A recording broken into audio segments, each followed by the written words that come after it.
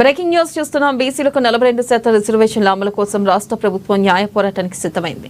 ఇందులో భాగంగా నిన్న ఢిల్లీలో డిప్యూటీ సీఎం బట్టి విక్రమార్క నేతృత్వంలో మంత్రులు, కాంగ్రెస్ నేతల బృందం సుప్రీంకోర్టు సీనియర్ అడ్వకేట్ న్యాయ కోవిదుడు అభిషేక్ మను సింఘ్వీతో ప్రత్యేకంగా సమావేశమైంది. సుమారు గంట పాటు సాగిన ఈ సమావేశంలో బీసీ రిజర్వేషన్ల అమల్లో న్యాయపరమైన అడ్డంకులపై సుదీర్ఘంగా చర్చించారు. ఇక 50% రిజర్వేషన్లు దాటుతున్న సుప్రీంకోర్టు తీర్పుకు, ఇక చట్టాలకు భిన్నంగా తమిళనాడులో ప్రస్తుతం అమలవుతున్న 69% రిజర్వేషన్లపై చర్చించారు.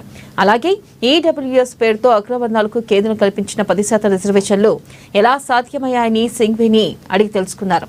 అలాగే రిజర్వేషన్లు 50% దాటొద్దని కేసీఆర్ తెచ్చిన పంచాయతీరాజ్ చట్టంపై ప్రభుత్వం తెచ్చిన ఆర్డినెన్స్, బీసీ రిజర్వేషన్లకు సంబంధించిన 2 బిల్లుల ఆమోదం కోసం కేంద్రంపై ఒత్తిడి తెచ్చేలా న్యాయ పోరాటం చేయడంపై మంతనాలు జరిపారు.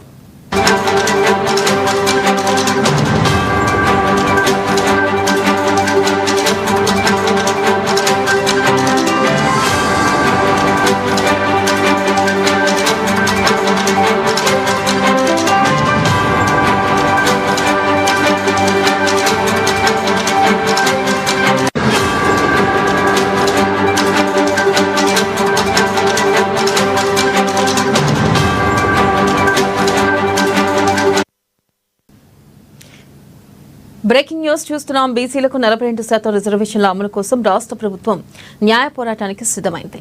ఇందులో భాగంగా నిన్న ఢిల్లీలో డిప్యూటీ సీఎం బట్టి విక్రమార్క నేతృత్వంలో మంత్రులు, కాంగ్రెస్ నేతల బృందం సుప్రీంకోర్టు సీనియర్ అడ్వకేట్ న్యాయ కోవిదుడు అభిషేక్ మను సింఘ్వీతో ప్రత్యేకంగా సమావేశమైంది. ఇక దీనిపై మరింత సమాచారాన్ని మా ప్రతినిధి రమేష్ ఫోన్ లైన్ ద్వారా అందిస్తారు. రమేష్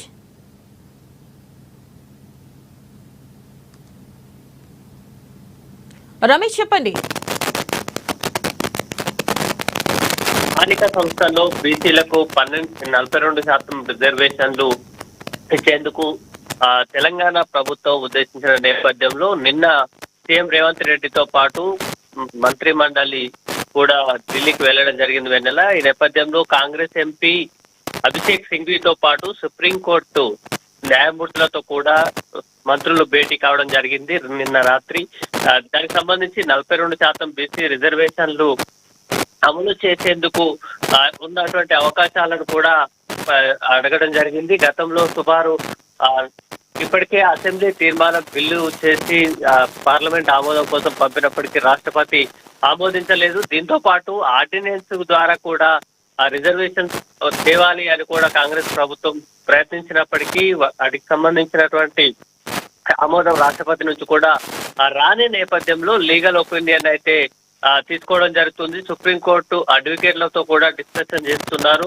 అట్లాగే బిల్లు ఆమోదానికి సంబంధించి పరిమితితో పాటు ఒకవేళ నిబంధనలు అంటే ఇప్పటికీ బిల్లు అయితే ఆమోదం పొందినప్పటికీ చట్టపరంగా ఒకవేళ రూల్స్ బ్రేక్ చేసి అమలు చేస్తే ఎట్లాంటి సమస్య వస్తుంది అనే దానిపై కూడా చర్చిస్తున్నారు. అట్ ద సేమ్ టైం ఏదైతే రాష్ట్రపతి ఇటు ఆర్డినెన్స్ కానీ అటు బిల్లును కూడా ఆమోదించని నేపథ్యంలో సుప్రీంకోర్టును ఆశ్రయించాలి అనేది కూడా ఒక ప్రతిపాదనగా కూడా తెలంగాణ ప్రభుత్వం భావిస్తుంది. అయితే గతంలో ఇదే అంశానికి సంబంధించి సుమారు 6 నెలలు దగ్గర పడుతున్న నేపథ్యంలో వాటికి సంబంధించి బిల్లు ఆమోదించని పక్షంలో సుప్రీంకోర్టును ఆశ్రయిస్తే ఎలా ఉంటుందనే అంశంపై కూడా లీగల్ అడ్వైజ్ అయితే తీసుకుంది. గతంలో తమిళనాడు, కేరళ రాష్ట్రానికి కూడా ఇలాంటి పరిస్థితే వచ్చింది.